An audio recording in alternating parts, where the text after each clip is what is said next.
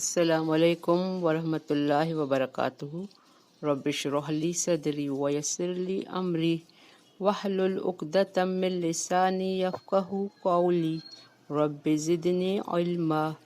اللہم فقہنا فی الدین، اللہم توفیقی الا باللہ، اللہم انی اسألک علما نافعا، عملا متقبلا، رزقا طیبا۔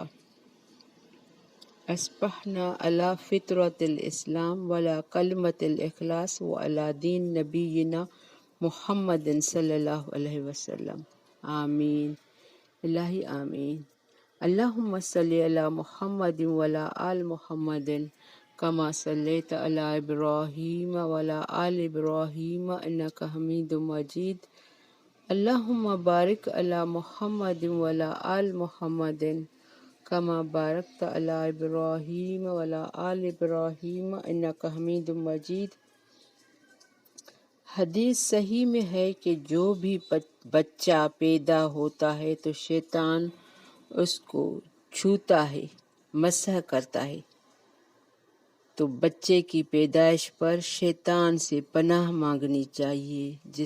جتنا انتظار بچے کی پیدائش کا ماں باپ کو، عزیزوں قارب کو ہوتا ہے، اتنا انتظار شیطان کو بھی ہوتا ہے۔ تو اللہ تعالیٰ نے بی بی مریم، عیسیٰ علیہ السلام، زکریا، ایسے جو بھی نبی ہیں، ان سب کو شیطان کے مسح ہونے سے بچا لیا۔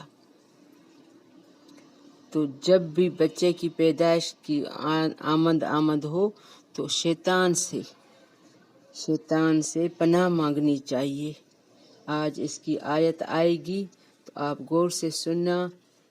اعوذ باللہ من الشیطان الرجیم، بسم اللہ الرحمن الرحیم۔ آیت 35 سورۃ آل عمران۔ اذ قالت امرأة عمران رب انی نذرت لک ما فی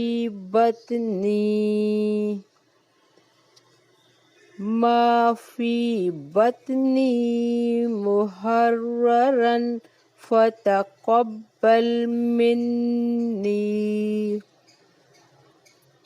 انک انت السمیع العلیم۔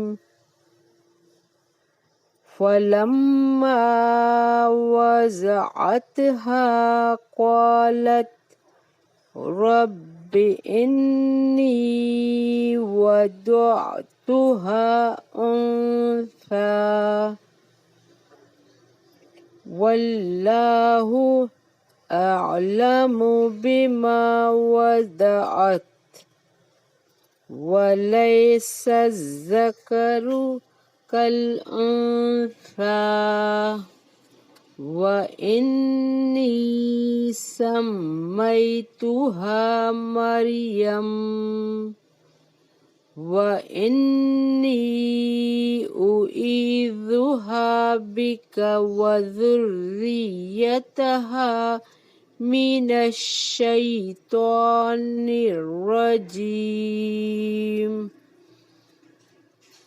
فتقبلها ربها بقبول حسن وأنبتها نباتا حسنا وكفلها زكريا كلما دخل عليها زكريا المحراب وجد عندها رزقا قال يا مريم أنى لك هذا قالت هو من عند الله إن الله يرزق من يشاء بغير حساب هنالك دعا زكريا ربه قال رب هب لي من لدنك ذرية طيبة إنك سميع الدعاء۔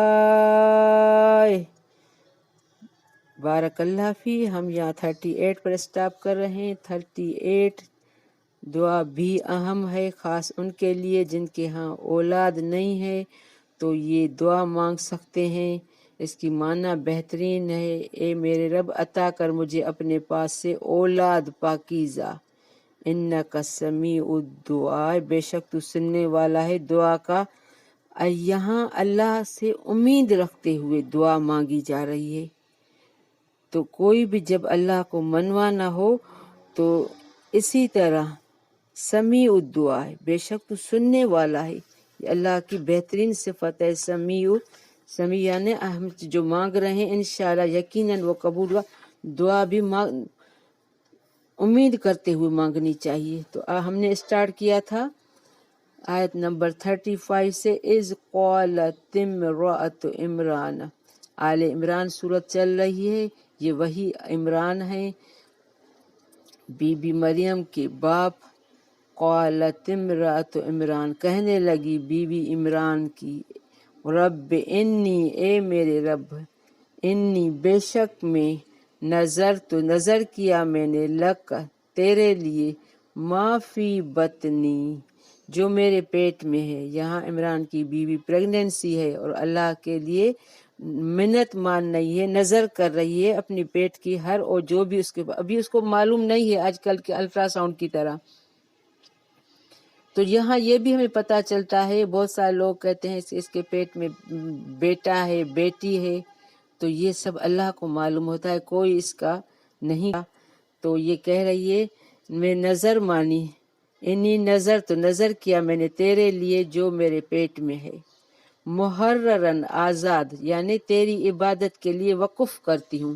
محررن آزاد مانا میں اپنی طرف سے آزاد، لیکن تمہارے لیے اس کو وقف کرتی ہوں۔ فتقبل منی، بس تو قبول کر لے مجھ سے، انک انت السمیع العلیم، بے شک تو ہے خوب سننے والا، جاننے والا۔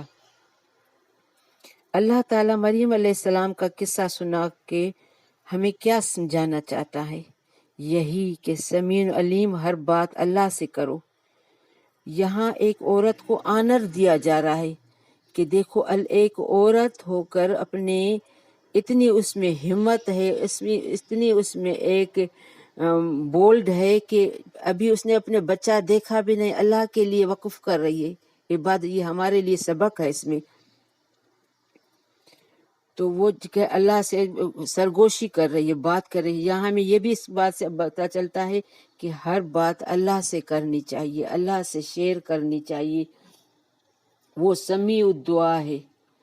اس جملے میں حسرت کا اظہار بھی ہے اور عذر بھی۔ حسرت اس طرح کہ میری امید کے برعکس، ابھی یہاں اس کی فلما وضعتها، پھر جب اس نے جنم دیا، قالت کہنے لگی، رب انی، اے میرے رب، بے شک میں، وضعتها جنم دیا ہے میں نے اس سے، انسا لڑکی، واللہ عالم اور اللہ زیادہ جانتا ہے اسے جو اس نے جنم دیا، ولیس الذکر کالانثی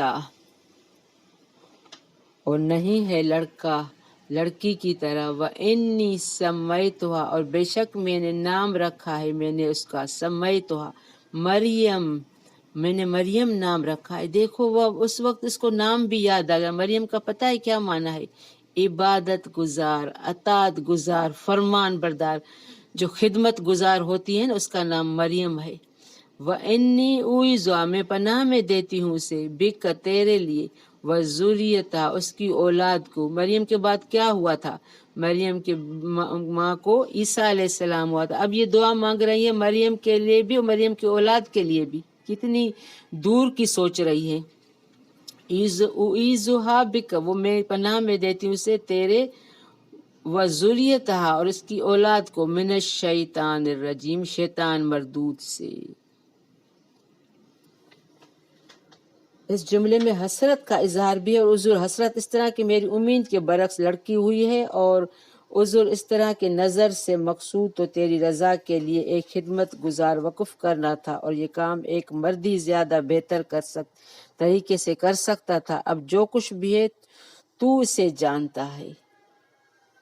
تو اللہ تعالیٰ نے یہ دعا قبول فرمائی، اور اللہ تعالیٰ نے فتقبلہا، تو قبول کر لیا اسے، ربہما، اس کے رب نے، بے قبول کرنا، حسن، اچھا، وانبتہا، اور پرورش کی اس کی، نباتن حسنا، پرورش اچھی۔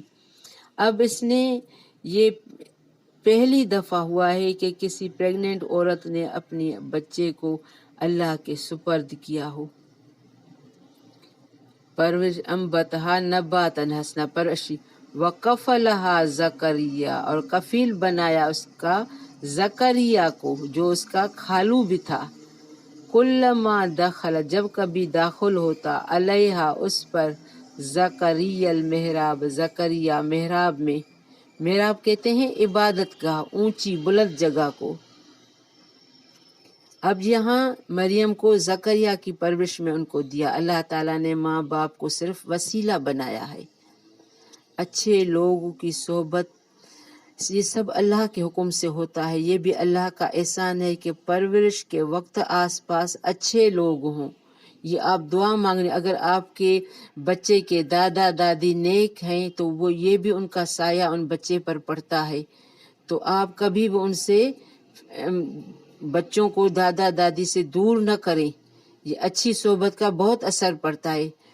تو یہاں زکریا کی صحبت میں یہ رہی ہے، اور زکریا بھی کے لیے بھی اللہ نے دعا کی۔ آگے آ رہا ہے، علیہ زکریا میں، زکریا محراب میں، وجد عندہا، وہ پاتا پاس اس کی، رزقن، کوئی رزق، قال یا مریم، کہتا اے مریم، انا لک ھذا، کہاں سے ہے تیرے لیے یہ، قالت ہوا من عند اللہ، وہ کہتی وہ اللہ کے پاس سے ہیں۔ زکریا جب بھی محراب میں آتا، اس کی، اب یہ زکریا کی کفالت میں تھی، اس کی وہ پرورش کرتا تھا، تو جب بھی آتا ان کے پاس بے موسمی پھل دیکھتا، سردیوں کے پھل گرمیوں میں، گرمیوں کے پھل سردیوں میں، تو وہ حیران ہو جاتا، میں ہی اس کی کفالت کر رہا ہوں، میں ہی آتا جاتا ہوں، اس کے پاس پھل کہاں سے آتے ہیں؟ تو وہ کہتی عند اللہ، اللہ کے پاس ہے، ان اللہ یرزق، بے شک اللہ رزق دیتا ہے، من یشاء، جسے وہ چاہتا ہے، بغیر حساب۔ تو ہمیں بھی اسی طرح اللہ پر توکل اور یقین ہونا چاہیے کہ ان اللہ یرزق من یشاء بغیر حساب، بے شک اللہ رزق دیتا ہے جسے چاہتا ہے۔ ہمیں اللہ کو راضی کرنا ہے، یہ نہیں سمجھے کہ جو ڈگریاں، بڑے بڑے عہدے، بس رزق اس کے پاس ہے۔